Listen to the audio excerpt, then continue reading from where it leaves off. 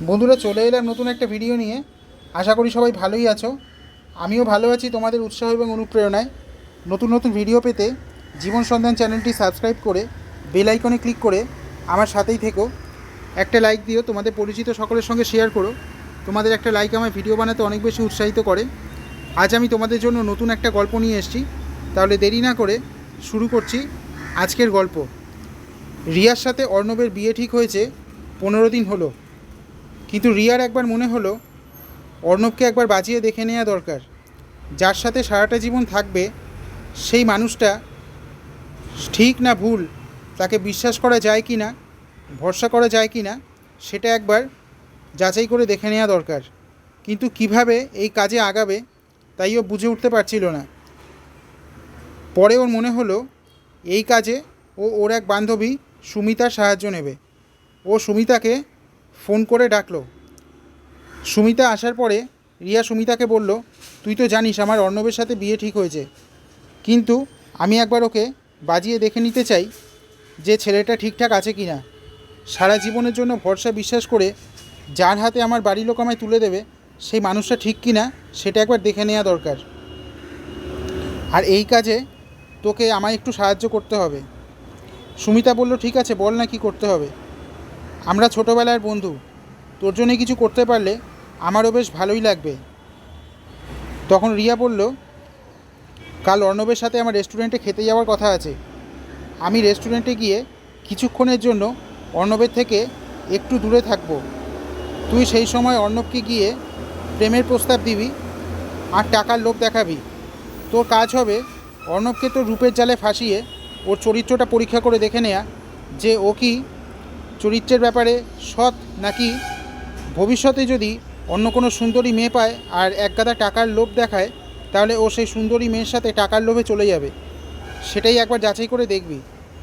সুমিতা বলল, ঠিক আছে, তুই নিশ্চিন্ত থাক, তোর কাজ হয়ে যাবে। এরপর নির্দিষ্ট দিনে নির্দিষ্ট সময়ে রিয়া আর অর্ণব রেস্টুরেন্টে খেতে গেল। সুমিতাও কথা মতো চলে আসলো। রিয়া অর্ণবকে বলল, তুমি একটু বসো, আমি বাড়িতে একটা ফোন করে আসছি, বেশিক্ষণ সময় লাগবে না, 2 মিনিট, এই যাবো আর আসবো। সেই সময় সুমিতা অর্ণবের কাছে আসলো, কিন্তু অর্ণবকে দেখে সুমিতা অবাক হয়ে গেল, কারণ এ হলো সেই অর্ণব যে ছিল সুমিতার প্রাক্তন প্রেমিক। এখন সুমিতা পড়ল মহা সমস্যায়। ও ভাবল যে একদিকে বন্ধুর প্রতি দায়বদ্ধতা, আরেকদিকে প্রাক্তন প্রেমিকের ভালোবাসা। কথায় বলে, পুরনো জায়গা, পুরনো মানুষ, পুরনো প্রেম, কিছুই ভোলা যায় না। এখন কি করবে তাইও বুঝে উঠতে পারল না। প্রাথমিক ধাক্কাটা সামলাতে ওর 2 মিনিট সময় লেগে গেল। এখন তোমরাই বলো বন্ধুরা, সর্ষের মধ্যে যদি ভূত ঢুকে বসে থাকে তাহলে ভূত ছাড়াবে কিভাবে? রিয়া ওর বান্ধবী সুমিতার সাহায্য চেয়েছিল ছেলেটির সততা পরীক্ষা করার জন্যে, কিন্তু যে বান্ধবীর কাছে ও সাহায্য চেয়েছিল সেই বান্ধবী ছিল অর্ণবের প্রাক্তন প্রেমিকা। এখন রিয়ার বান্ধবী বন্ধুত্ব এবং প্রেমিকের মধ্যে প্রেমিকের দিকেই বেশি ঝোঁক দেখালো আর বন্ধুত্বের প্রতি দায়বদ্ধতা ভুলে গেল। তাই সমস্ত কিছু দেখে বুঝে ও রিয়ার কাছে গিয়ে অর্ণবের সম্বন্ধে খুব ভালো ভালো কথা বলল। রিয়াকে বলল, অর্ণব সত্যি খুব ভালো ছেলে, তুই নিশ্চিন্ত থাক, তুই যদি ওকে বিয়ে করিস সারাটা জীবন সুখে শান্তিতে সংসার করতে পারবি। ওর মতো ভালো ছেলে আর দুটো হয় না। রিয়া বেশ ভরসা করে বিশ্বাস করে জীবনে এগোলো এবং অর্ণব আর রিয়ার বিয়েটাও হয়ে গেল।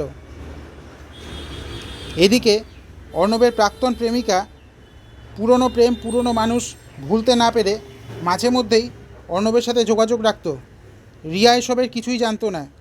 রিয়া বেশ ভালোভাবেই ওদের সম্পর্কটা মেনে নিয়েছিল এবং বন্ধু হিসাবে ওরা দুজনেই খুব ভালো ছিল। দেখতে দেখতে দিনগুলো চলে গেল। একসময় রিয়া গর্ভবতী হয়ে পড়ল এবং ওকে হসপিটালে নিয়ে যাওয়া হলো সন্তান প্রসবের জন্য। কিন্তু ভগবানের এমনই খেলা, সন্তান প্রসব করতে গিয়ে রিয়া মারা গেল। এদিকে রিয়ার বান্ধবীর সাথে যেহেতু অর্ণবের আগে থাকতেই প্রেম ছিল, তাই বেশি দেরি না করে ওরাও পরিস্থিতির সুযোগ নিয়ে এবং বাচ্চাটাকে মানুষ করার কথা বলে নিজেদের সংসার বাঁচানোর প্রয়োজনে বিয়েটা করে নিল। তাহলে বুঝতেই পারছো বন্ধুরা, জন্মমৃত্যু বিয়ে তিনটেই কিন্তু বিধাতার হাতে। রিয়া যতই যাচাই করে অর্ণবকে বিয়ে করুক না কেন, ওর সাথে যেহেতু অর্ণবের সংসার ছিল না, তাই শত চেষ্টা করেও কিন্তু অর্ণবের সাথেও থাকতে পারল না। সন্তান প্রসবের সময়ও মারা গেল। এদিকে রিয়ার বান্ধবীর সাথেই অর্ণবের বাকি জীবনটা কাটাতে হলো। আশা করি গল্পটা আজ তোমাদের ভালো লেগেছে। যদি ভালো লাগে চ্যানেলটা সাবস্ক্রাইব করে বেল আইকনে ক্লিক করে সাথেই থেকো। একটা লাইক দিও, তোমাদের পরিচিত সকলের সঙ্গে শেয়ার করো। আমি আজ আসি।